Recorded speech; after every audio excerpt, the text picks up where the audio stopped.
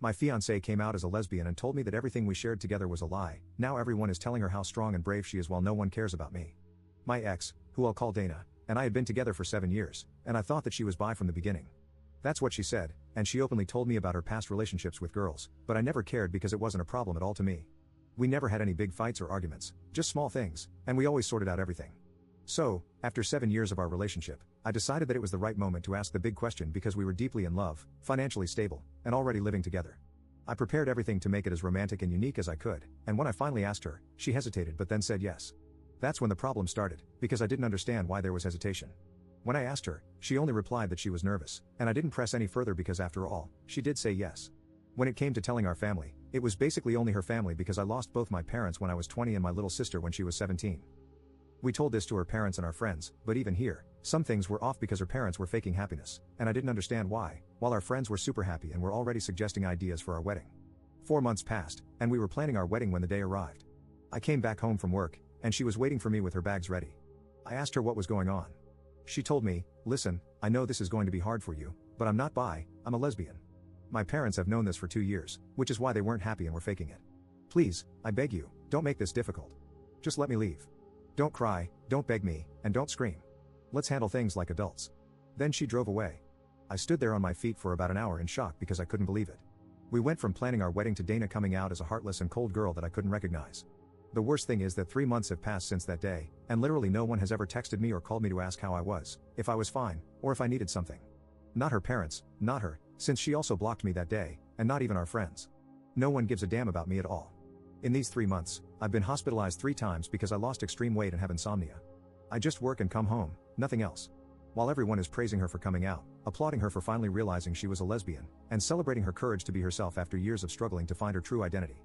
Right now, I'm not even capable of being mad. I'm just in disbelief about what happened, how fast it all happened, and that no one gives a damn about me because her coming out is considered more important than her ex. Screw them all. Edit. I hope to come here again in a few months and read all this again and believe you, but right now I can't. You all seem like good people and sincere, but believe me, as much as I want to trust you, I simply can't right now. Nevertheless, I want to thank you all anyway. I'm not okay, and the 3 times I was hospitalized, I tried to unalive myself, but I'm not even good at doing that.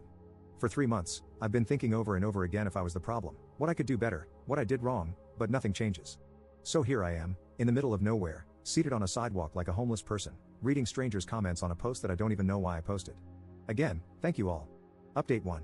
So, I wasn't expecting to update so soon, but like some of you folks said, somehow one of my ex-friends saw my post on TikTok, and the absolute mess started and is still ongoing right now.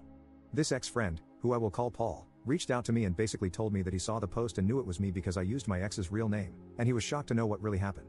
Apparently, Dana told my ex-friends that she came out to me as a lesbian, but I didn't take the news well and tried to lay hands and threaten her, so she told them to never contact me again, and they all believed her. However, when they saw my post, they started pressuring her to confirm if my post was telling the truth or not, and she admitted to the lie. Since Paul's text, I received a ton of texts and calls from everyone asking me how I'm doing, if I'm fine, and expressing apologies for believing Dana and not reaching out to me first. But then there's the real issue, Dana. She texted me asking for forgiveness, saying she's sorry for how badly she treated me and admitting that she invented everything because she was afraid of losing friends. Unfortunately, that's not all. I also got a text from her girlfriend, who I'll call Mary, and basically, she told me that she's sorry for Dana's behavior and for what she did. Here's the issue, she knew Dana for a year, but Dana never told her about me and always talked to her about me as a roommate, so she's considering leaving Dana. As for me, I created a new group chat including them all, even Dana and Mary, and told them that I'm not changing my mind about forgiving them. I mentioned that I was considering suing Dana, partially true because I'm not sure if I'll go through with it, and that if they, my ex-friends, were decent humans, they would have texted me asking if I was out of my mind to lay hands on Dana or just insulting me via texts if they really cared about me. Then I added some personal things about Dana and blocked them all. However, my blocking method isn't working because they continue to harass me with texts and calls from other numbers, and even getting other people to call and text me. Crazy stuff is happening, and I still can't believe this mess because I keep thinking it's all a nightmare and I need to wake up. Unfortunately, it's all true.